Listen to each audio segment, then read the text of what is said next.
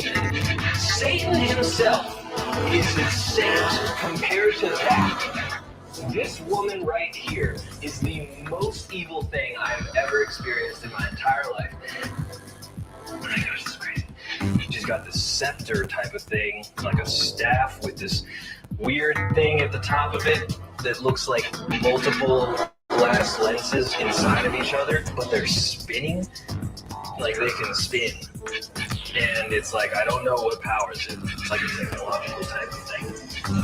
And she's yelling, she holds the spear up, and get this, rays of light shine out of the spear. Rays of light shine out of the spear and land in the middle of all this fighting, and goddamn fire pops out of the ground like a magic spell. This is ridiculous. She doesn't care who gets blown up. She doesn't care who she's hit. She's just like, she wants them to die, and it's not just she wants them to die or go away or anything. It's like, I don't just want to defeat you. I want to inflict an incredible amount of pain and feel the rage unchecked, like so unchecked, like to levels of unchecked that no person has ever experienced before. Rage and the desire to inflict an incredible amount of pain onto everyone and everything. Take Emperor Palpatine, Satan himself, all of the evil people from every Hollywood movie, they are minuscule ants compared to the evil that I feel when I go into this person's heart and feel the rage so unchecked. She's just standing there watching them kill each other. They're walking back to the Citadel, and she's just looking at them. This is the craziest thing ever. This is the craziest woman ever. This is the craziest person ever. I feel hot right now, just describing it. I felt hot when I was doing the paper sessions to probe it. This is crazy. Everything about this is crazy. This person's crazy.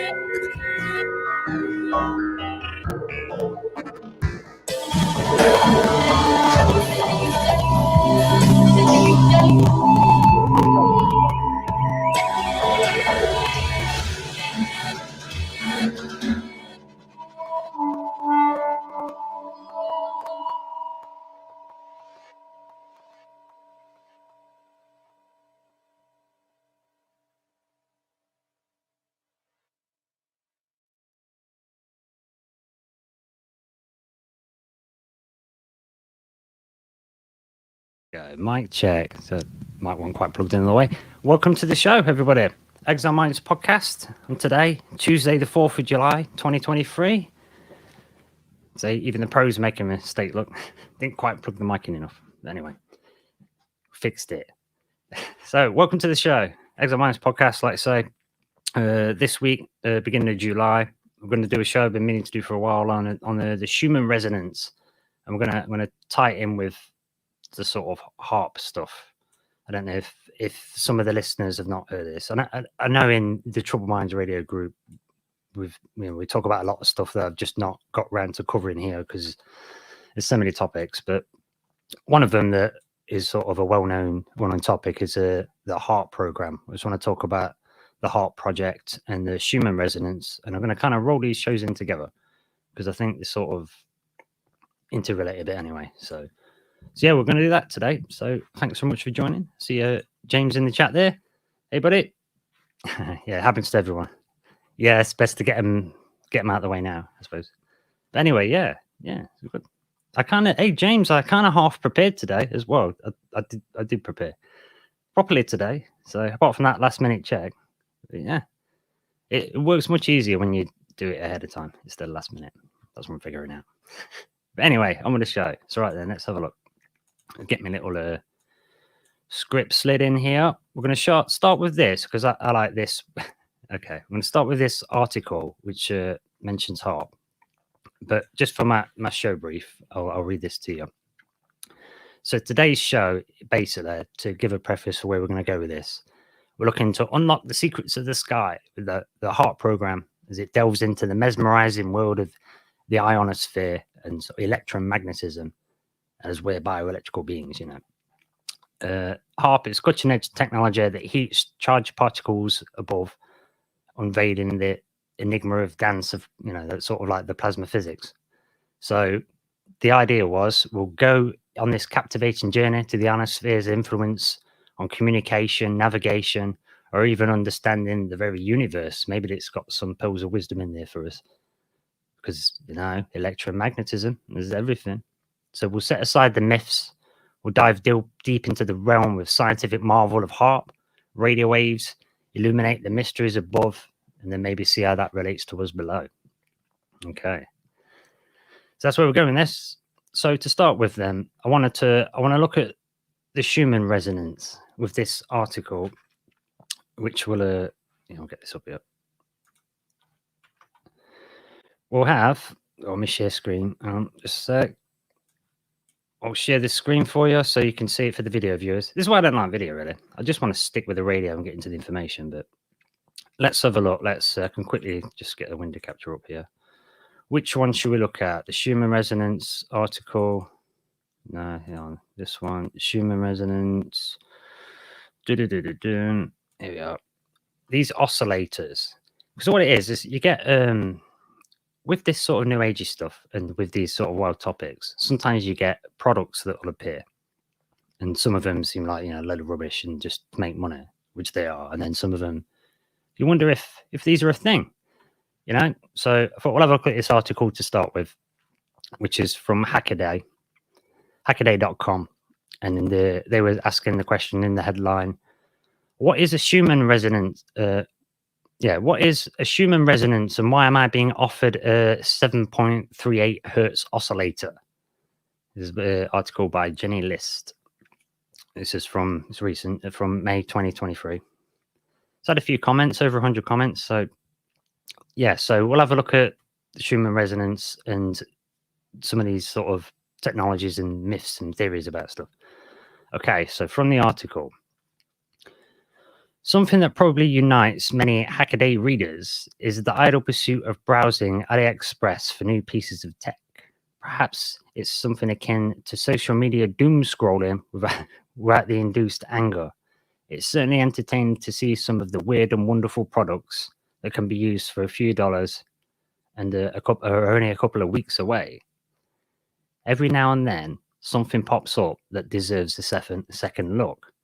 And it's one of those that caught my attention today. Why am I being offered planar PCB coils with some electronics described as Schumann resonators?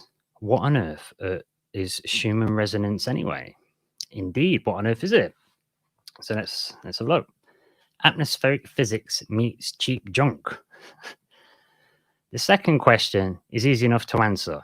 The Schumann resonances occur in the electromagnetic spectrum of the Earth and are the result of resonances from a waveguide created between electricity charged and thus radio-reflective ionosphere and the planet's surface. So it's an exchange between the ionosphere and the Earth's surface. So it's bouncing up and down, just staying within that zone. Okay, so that's everywhere in the atmosphere for us. So continuing. Just as a small section of microwave guide on your bench can have an electromagnetic resonance frequency, so can this huge planet-sized space. The waveguide on your desk will probably resonate in 1,000 megahertz, while the atmospheric waveguide has its resonance in the very low frequencies, in the order of hertz. is a fundamental frequency is usually around 7.8 and a series of harmonic frequencies. So the fundamental mode is 7.83 hertz to be exact. The second order is a 14.1 hertz, and the third order is a 20.3 hertz. So like sort of three waves together. The story of Schumann resonances is interesting in itself because rather than being discovered through observation, they were predicted in 1952 by a mathematical study of the ionosphere by the German physicist Winfried Otto Schumann. He originally calculated a frequency of around 10 hertz. A decade later, their existence was proven, so that would have been in 1962. And studies have shown them they're excited by lightning strikes. Okay, so that has an impact on them. The resonant frequency is lower than Schumann predicted because of a slower than light transmission speed in the Earth's atmosphere. And they are part of a field of climate and atmospheric science. And as an example of their activity has been used as a marker of global temperatures. Indeed, the frequency varies over the course of the day as different parts of the Earth are exposed to the sun. So it's affected by heat as well. Okay. The off-cited 7.83 hertz that we just mentioned value accurately wanders from a range of 7.5 to 8.3. So it's not, that's what it's average mean, I guess, then 7.83. All this is fascinating stuff, it says in the article, and it is, I agree, I was just thinking that. But what's the connection between the global scale electromagnetic resonance, so electromagnetic resonance of the Earth's atmosphere? Okay, what is the relationship requiring that with lightning strikes to excite them? The greatest interest to climate scientists is this. So, a little AC magnetic field generator on a PCB board from China. How does that relate to the atmospheric, waves bouncing in the atmosphere? So going on the article, perhaps we'll find out how they relate. The answer took a bit of web searching to find out, and sadly, it's not the scientific breakthrough we might have hoped for. Really, that's why I didn't look it up personally over all these years. But we'll get into that. So, does it work? It's all in your head. Oh, we're talking. Is it a psychosomatic thing? Okay, let's have a look. So there's an image on this website of how you can buy them on AliExpress. These resonators, but you've probably seen them. If you've ever seen crystal shops and you're into that kind of thing, you often see them, and they've got organ generators, and I think they're the same sort of stuff. A pendant you can wear around your neck. It's a Tesla coil inside. The buzzword stuff. So I think we're talking about these things. So yeah. Reading the article, it says a natural resonant frequency on a planetary scale is for engineers and physicists an interesting and entirely explainable physical phenomenon. It's not clear the derivation of the mathematical proof that works, and it's even got a few useful applications for climate scientists. Okay, so the Schumann resonance is well known and measured, but of course, not everyone who happens upon the Schumann resonance has that background or training, and among those are a section of people who are not trained, who perhaps read a little bit more into what they should. Okay, so maybe they're taking things a bit too far. At least according to the writer of this article, Jenny List, and hackaday.com, she's saying that she's had a look into it, and her web search took her to people who believe that Schumann resonance is a heartbeat and somehow a sentient planet, and that's its heartbeat. Okay, I've heard that theory before. It sounds nice, but I'm not aware of anything that sort of backs that up. Not to say the planet's not sentient, but is that its heartbeat is a big claim. So she says, that's what she said. Sentient heartbeat of the planet, something with which we have somehow lost touch with, which makes sense. We've losing touch with nature and stuff, so it kind of makes you want to go that way. And turn the coincidence that some human brainwaves are around the same frequency into a vital connection. Yeah, so some human brainwaves are in that same range, so you can see why you'd make the leap there. Maybe if you get in that human brainwave all the time, then you're in the same brainwave of the planet, and then maybe somehow that has a positive effect. You're now quote unquote in tune or quote unquote aligned. So you can see why you make the leap, right? That's why I didn't sort of throw it out straight away. But then you're not supposed to just throw things out straight away, are you? But you can see why people make that connection, but they're just like they're circumstantial things, aren't they? And superficial things that, unless you know a mechanism, unless you can demonstrate a mechanism, then, you know, what is it? It's just a maybe, right? A few drops of maybe juice. But it's worth speculating on.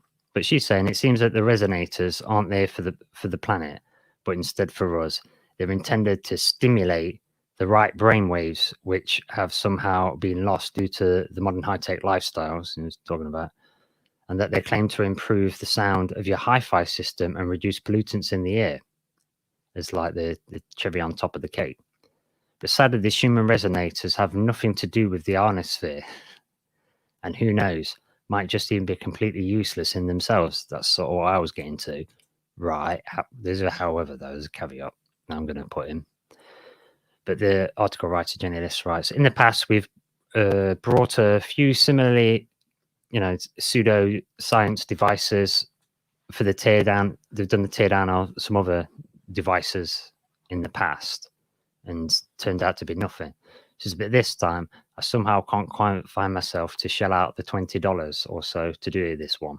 So he's not interested enough to even rip it apart and have a look.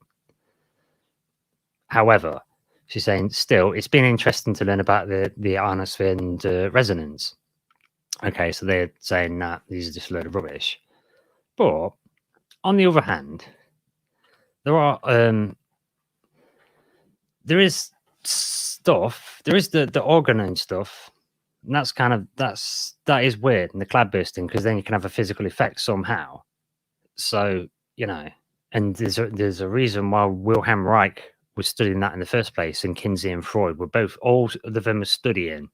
I think a lot of this stuff is coming from the idea of ki, as the Japanese call it, and chi for the Chinese, or prana for the Indians, or we might call it like spirit or force or spirit power. So Wilhelm Reich studied these kinds of energies in terms of an organic energy, like a chi energy, but they call it like an organic, as in life-giving energy. And that's why Freud wanted to do. They all studied orgasms. So that's where it comes from. Organone, organic orgasm. They were studying orgasms, trying to see what energy is that. Because it doesn't matter what you've eaten that day, you can have one, and it's a big release of energy. And it seems like there's something more than a chemical thing going on, right? Because you can just keep pulling that rabbit out of the hat whenever you want. So then they're studying it, and obviously Freud's doing the psychology side of it. Kinsey was doing the sexuality studies, and then, but Wilhelm Reich, he was like, I want to tap that energy as like an energy source. Is there a way to? Is it around us then? He was thinking it was like it is a force all around us. You can feel it, like the force or chi, prana. So he was looking at that. So, and for some reason, there seems to be something with that organone thing. With putting metal, with something natural and something metal next to each other in layers, like resin and metal filings, it does seem to be doing something and trapping something, but what is it exactly is what's happening? I don't know. But that's a show on its own, but some of the, okay, so we've got these resonances around the atmosphere and, bouncing between the surface of the earth and the ionosphere. So then, because the HAARP technologies, which we'll get into next, that's what that's using. It's bouncing stuff off the ionosphere, same as with the Schumann resonance. So that's why I want to tie these together and put them together, because if there is impacts on us with things like HAARP, then it's a good chance it's going to affect the Schumann resonance. And if the Schumann resonance is impactful to us, if it matters, then that's going to do stuff with it. So we kind of need to know about both of them a little bit and have a look into it. So I was thinking that's why it's probably a good idea to do this show and sort of put them together. So yeah. So what I'm going to do next is I'll just jump back on this script. So yeah, I've done an introduction to basically what the Schumann resonance is then. But the reason I'm relating to this, because we're bioelectric and we've got rhythms somewhere. We've got natural rhythms and cycles, which frequencies. So that's where this idea that it might affect us. And like I say, we're bioelectric. So I want to next look at what are these rhythms. I mean, we know about some of these rhythms in the day and night cycle, known as circadian rhythms. Okay, so I think we'll have a bit of a look at that, because I was wondering, are there other rhythms? Are there other kind of cycles going on? And it turns out there are. So we'll just have a quick look at this then.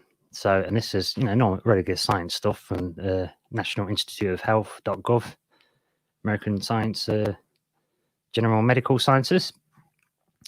So yeah, what have they got to say? Circadian rhythms then. And then we'll come over to HAARP after this. Let's have a quick look then. Circadian rhythms, they're physical, mental, and behavioral changes that follow a 24-hour cycle.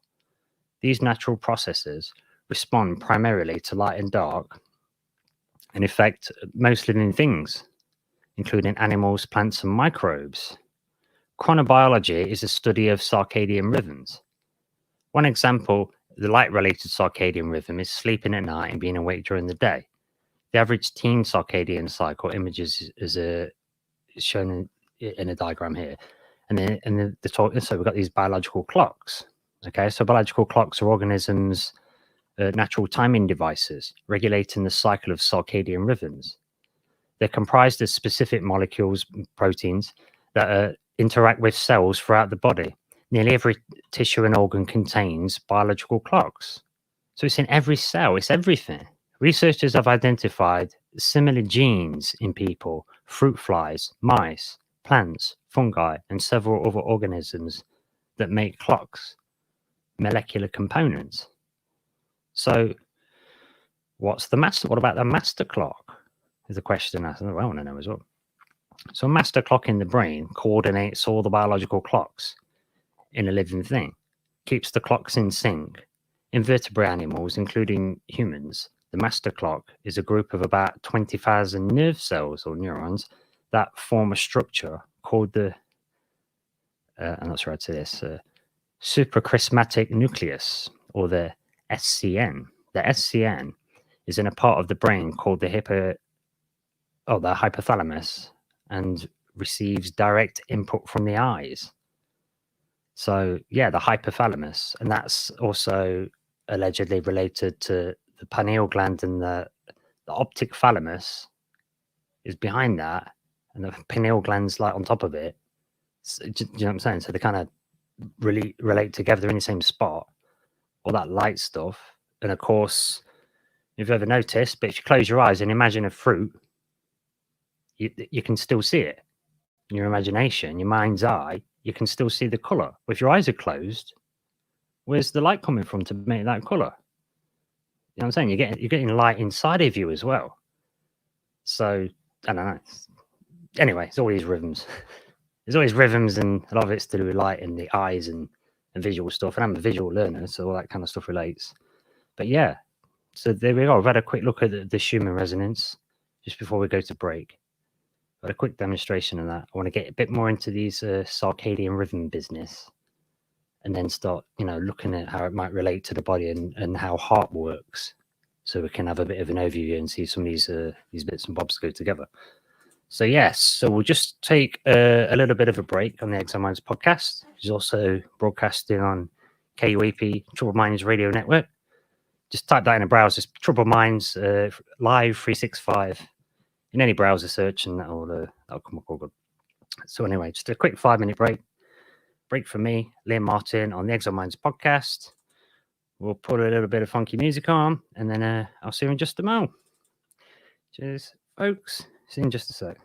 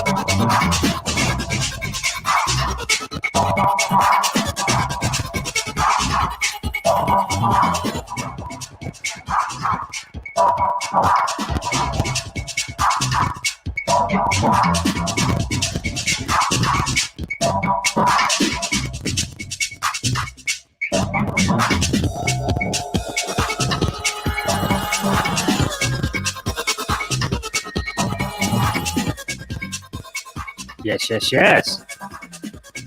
The techno trance from the famous Liam Martin there.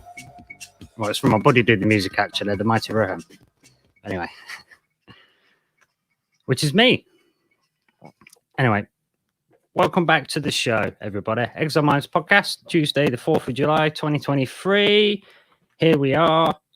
We're back to talk about HAARP after we've talked a little bit about the Schumann resonance and the circadian rhythms. But before we get started, though, I'll just pause that track. Before we get started, I'm just going to mention someone's made a comment in the chat there. Posed a fine question because before the break, we were talking about how the Schumann resonance is bouncing between the ionosphere and the surface of the Earth, and does it have an effect on our rhythms? And we looked at the rhythms, and we looked at the most well-known circadian rhythm, the day and night cycle, the light cycle. And so James in the chat of Solcedo Paranormal, go and check it out. It's lots of ghost stories. He's been doing it for a while. He's always pumping content out. So check him out. He's also on Trouble Minds Radio Network. My buddy James there, Solcedo Media. Fine question from James there. So he asked, because James is legally blind. So he's got a vested interest in wondering about the eye situation and the day and night cycle. So he asked the question, if one was born with nerve damage and that part of the clock is also damaged, I wonder if what that would do to a person. Is the clock damaged? Is the clock damaged because of the blindness? Whether it's a little bit of blindness or a lot of blindness, do you know what I'm saying? Surely it's going to have an impact. How far, do you know what I mean? I'm blind, you know what I'm saying? Well, that's a great question. I don't know if I know the answer, but you would think it's going to have an impact, wouldn't you? It's going to block some of this signal off, because what it's all about, we're getting signals, aren't we? For our sensors are getting input from the reality, and then our brains are interpreting that, and then we're making up a picture of what the world is. Think about that. We've never seen the world. We don't know what it looks like, really. Which is interesting about that thing of Jacques Vallée saying, I don't think these UFOs are really UFOs. I think there's something else. And Terence McKenna saying, yeah, they're disguising themselves as UFOs so as not to alarm us.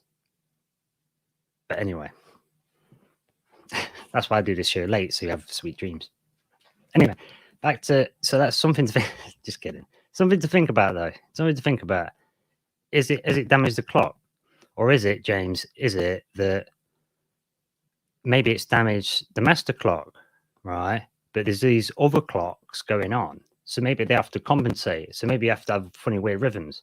And there was also talk in this cycles, might get to later, of longer cycles that might not be 24-hour cycles.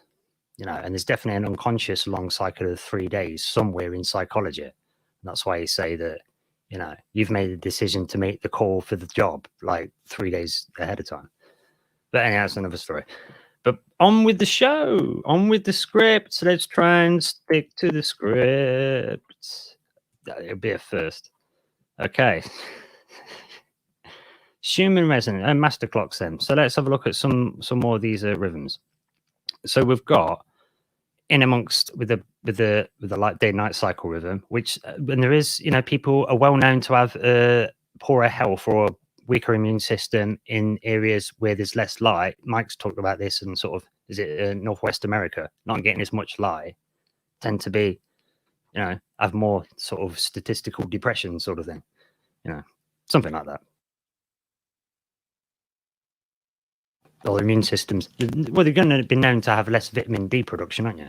Which helps your immune system with all these stuff. So it's knock-on effect stuff. So yeah, it's got the sleep-wake cycle then. We've also got body temperature rhythms. So our body temperature follows circadian rhythm with a peak in the late afternoon or early evening and a trough during the early morning hours. This rhythm can affect our alertness, cognitive function, and metabolic process. And we've got hormonal rhythms too. Various hormones in the body, such as cortisol, the stress one, and melatonin, the growth hormone, exhibit circadian rhythms too. Cortisol levels tend to be at the highest in the morning, which is supposed to why you exercise. It's supposed to help us wake up and stay alert. So that's why you want to exercise or meditate first thing, bring it back down so you start off the day stress-free. Yeah, there we are, you see? While melatonin levels, they'll rise in the evening, signaling for our body to prepare for sleep, which is why it's good to then, if you've got lots of lights and stuff, start turning them down. And, you know, when it comes to the nighttime, or you can trick your eyes, can't you? And that's the idea of blue blockers and eye masks for nighttime. So you're signaling, yes, definitely night. Because same with plants, they'll get confused if they get just a little bit of light when they're not supposed to. Sometimes it can confuse them and they don't flower. So digestive rhythms too. We've got digestive system. It's got its own rhythm, fluctuations in appetite, digestion, nutrition absorption occurring throughout the day. So if you eat in sync with these rhythms, it can promote the optimal digestion and metabolism. So good for gym goers and people with struggling health. If you get when you eat right, not just eating the right thing, maybe that's going to really help. We've also got these rhythms that were thought to, these ones called ultradian rhythms. In addition to circadian rhythms, there are shorter ultradian rhythms that repeat within a shorter time frame, typically less than 24 hours. Examples include the side of hunger and satiation. Oh, the cycle of hunger and satiation. Okay. Hunger and satisfaction, and heart rate variability, sleep cycles that alternate between REM, the rapid eye movement, and the non-REM sleep. So, so there's lots of rhythms going on. So back to James's question, maybe other rhythms have to compensate, or maybe it makes the other rhythms have to spin more plates. Maybe all that juggling, James, has to balance out and manifest somewhere as a headache now and again. Maybe that's the thing. Yeah. Yeah. Oh, thanks, buddy. Yeah, glad to hear for the live show. I'm half asleep when it's on normally, so I don't get to catch it live often. Yeah, it's time zones and stuff in it, but I'm glad you got to be here, my friend. Nice one. And yeah, James is a workhorse, everybody. So see the paranormal. Check him out. It's honestly, the guy's blind and he's doing a podcast. So if you fancy doing a podcast, just do one because you've got no excuse compared to James. You do it blindfolded. Anyhow, I want to say, something to think about though with the cycles. And isn't it useful? Look at that. Look how useful that is to have a listener being able to, and a friend as well, but being able to give us some live feedback on how you can be impacted by some of this stuff. And like I say, just moving on to this next part of the show here, we've been looking at these rhythms.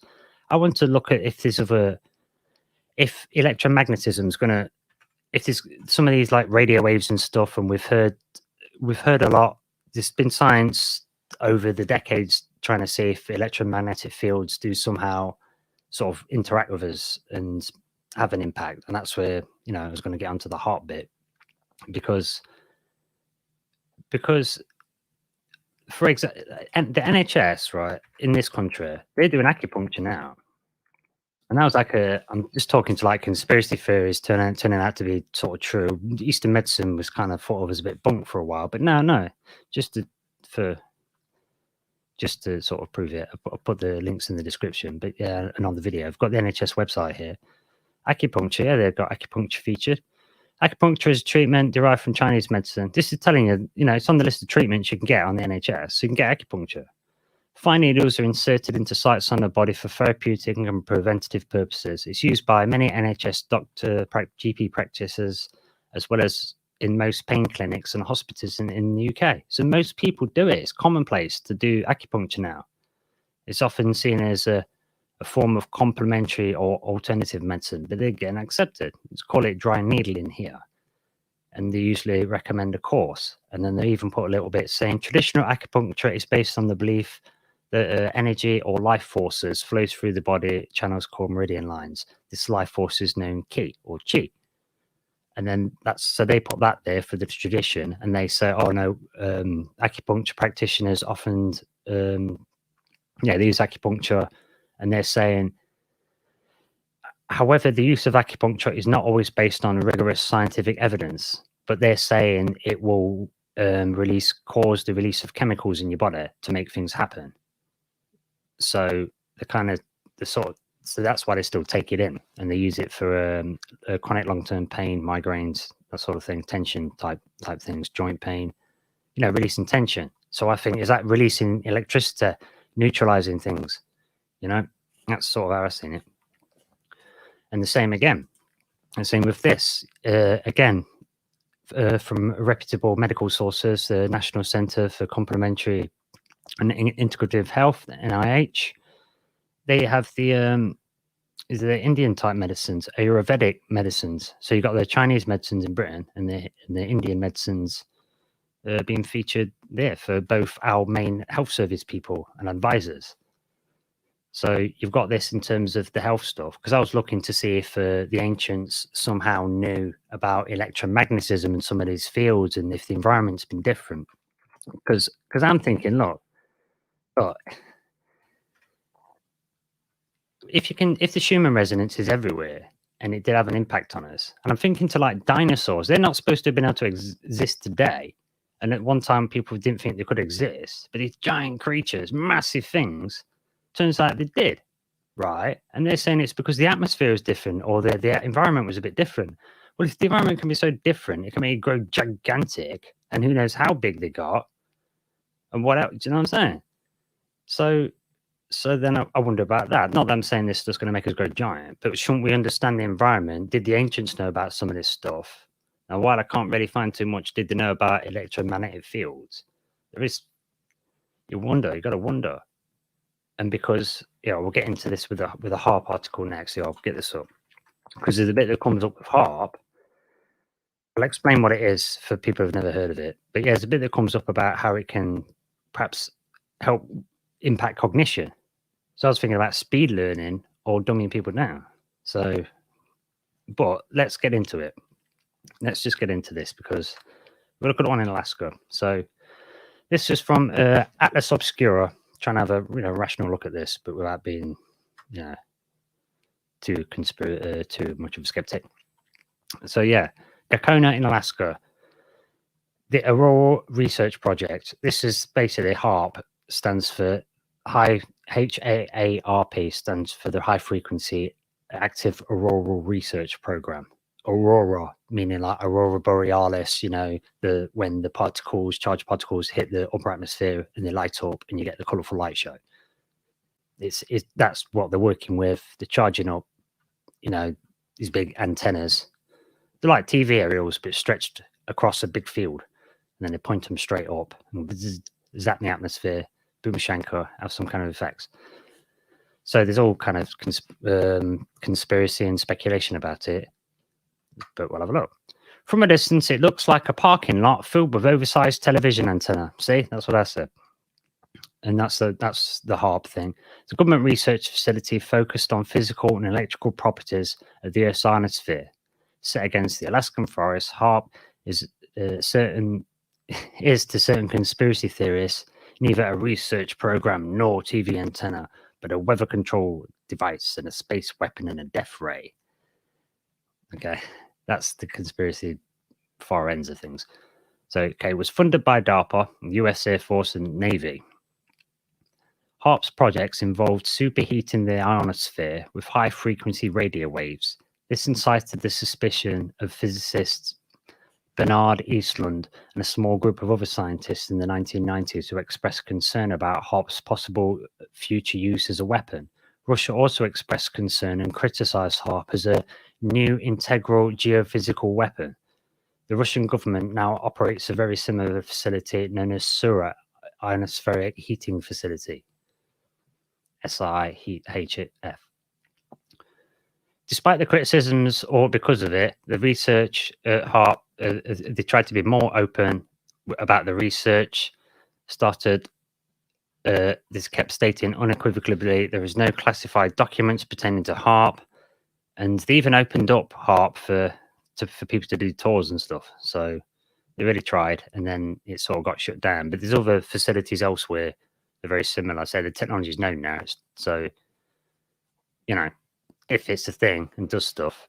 But so the original idea was that they can use very low frequency and extremely low frequency VLF and ELF to potentially communicate with submarines, or they could potentially use it to remotely search for mineral content. So they could bounce radio waves at very low frequency off the ionosphere and hit the ground and get kind of almost like underground radar readings back.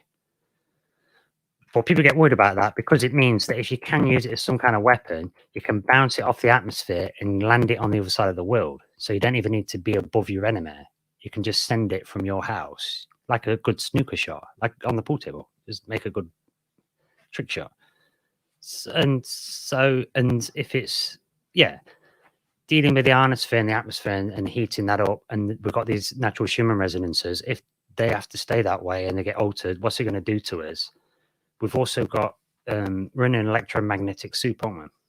With all the sort of new technologies. So I think it's definitely worth looking into these things. That's what I encourage you to do with this show today. Go and look into the Schumann resonance, so you've got a handle on it yourself, and then check out HAARP. So it's easy to fall down these conspiracy things, as we kind of talked about earlier. You can put two and two together, and and because you can't get to any answers, which you tend to never do anyway, you start filling in the gaps, don't you? So I mean, who knows, right? But then if the information keeps panning out, like with acupuncture and some of these Indian medicines, then if it works, it works. The proof's in the pudding, as the saying goes. So yeah, we're coming towards the end of the show. We've covered the acupuncture. We've covered some of the cycles that go on. We've had a little bit of look at HAARP, and I'm thinking that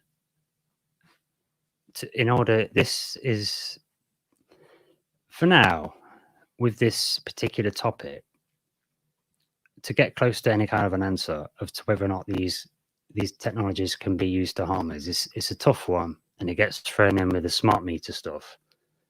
Yeah, I get that. But there are a lot of cases where these communities are living above high voltage power lines, and they are getting clusters of certain cancers. But then on the other hand, other places aren't.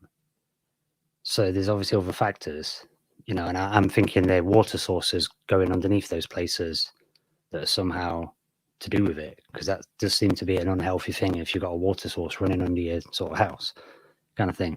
That's turned out to be a thing in other studies. So I think to sort of cover this topic properly, we've got to say maybe with this one. Like Michael says, drink the maybe juice on this one.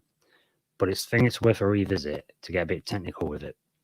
And it also sort of prefaces as the listeners, and because we've done 30 odd shows now, and I want to get into some real hardcore physics, astrophysics stuff. So yeah, so I think we might have to do a visit on this show in about a month or so.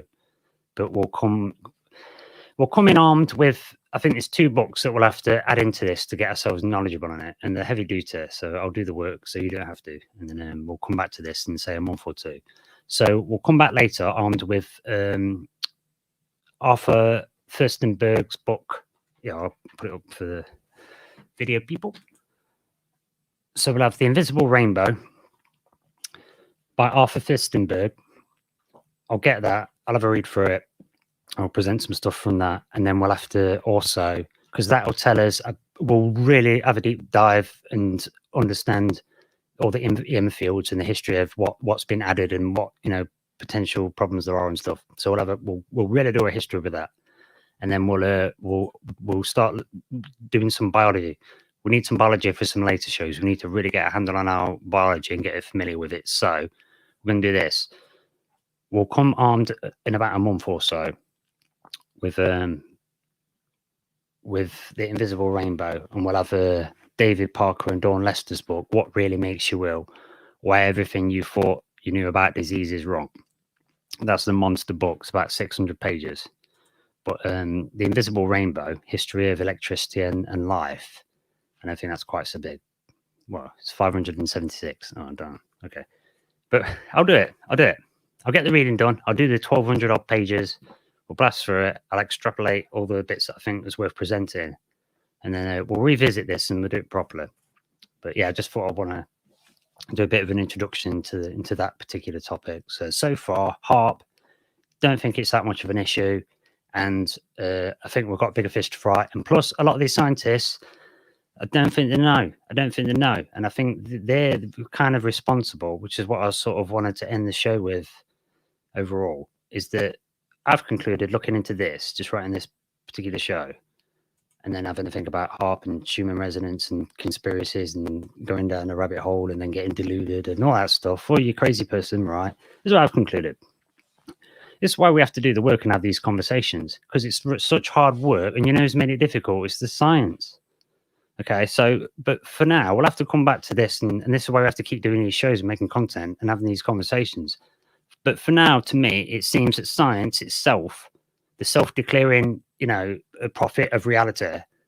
It's science itself that's been causing the confusion by not being open. Yeah.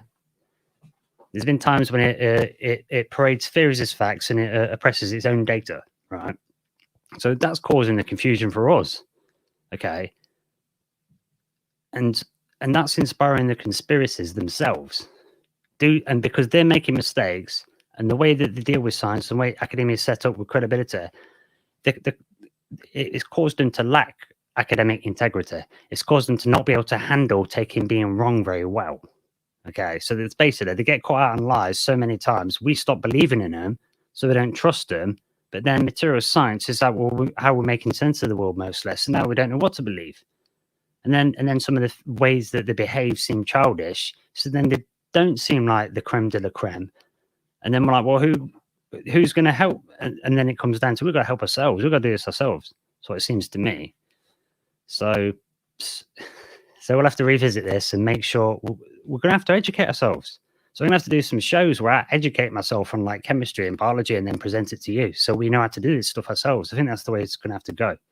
So I might start doing a bit more, a bit more linear science on this. We'll do some teaching episodes. We'll get Roger Spear in. He's like a genius teacher, man.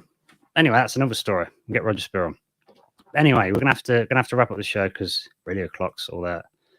And yes, so let's have a look then. Let's get you some music. Well, that's the Schumann resonance show today.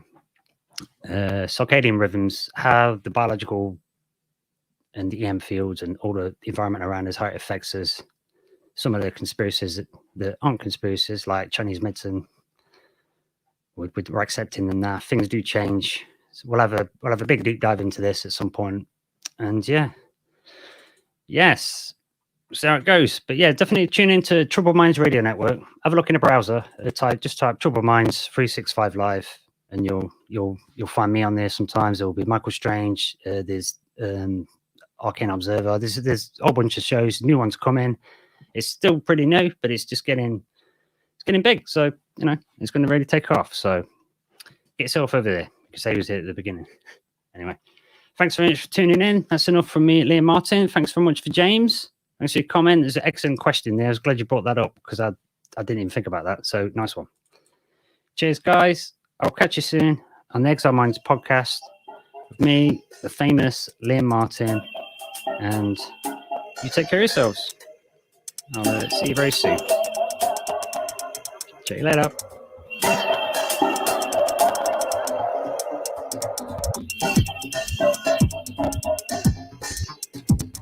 Oh yeah, like, share, and subscribe. Do all of that. Always forget. Cheers. Bye-bye.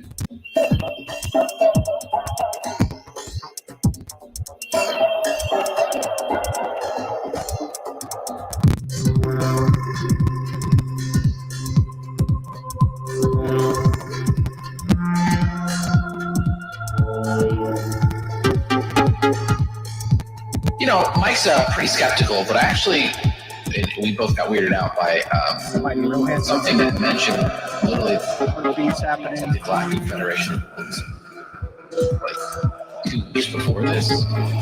That's the remote viewing guys. I know I keep bringing them up, but they just keep weirding me the hell out. The Exile Minds podcast. Famously Martin.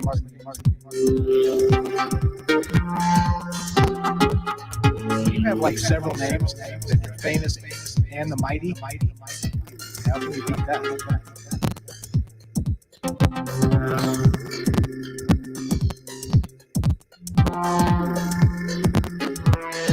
The Exile Minds podcast.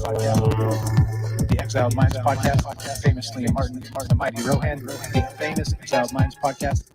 How can you beat that? What's interesting about this is with all the turmoil going on in 2020 and with the Tom DeLonge thing, this narrative that's starting to develop, lots of propaganda, all the kind of pieces are starting to fall into place. There's lots of like what to believe, you don't know. There's all this stuff going on. It's like, what do you believe? What do you believe? If you look at our elites, they're acting freaking weird.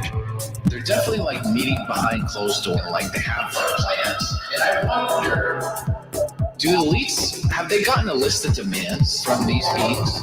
The Galactic Federation worlds, are we in it? Are we not in it? Is this for real? If it is, like, are we trying to get into it? And maybe there's things are getting this laundry list of demands. Or you need to have more control, centralized government, you can't run. A lot of the elites' behavior right now is almost like desperate.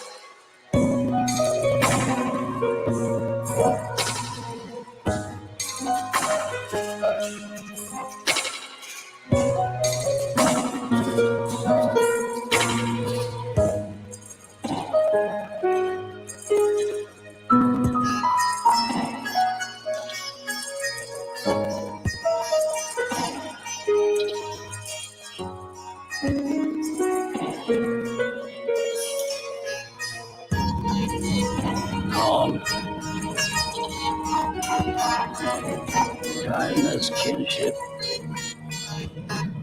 I've given up all chance at inner peace. I made my mind a soundless place.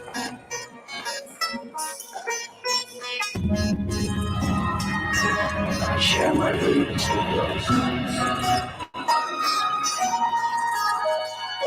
I wake up every day to an equation I wrote 15 years ago from which there's only one conclusion. I'm damned for it. My anger, my ego, my unwillingness to yield, my eagerness to fight has set me on a path from which there's no escape.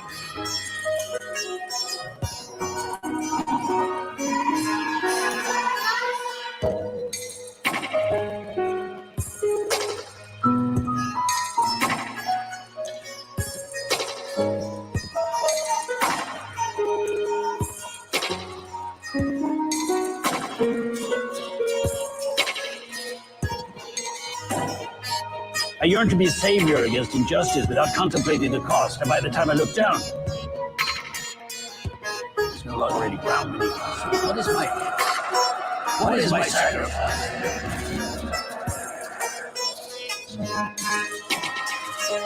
I share my dreams with yours. I'm condemned to use the tools of my enemy. I burn my decency for someone else's future. I burn my life to make a sunrise that I'll never see. The eagle that started this fight will never have any love, no audience, gratitude. What do I sacrifice? Everything!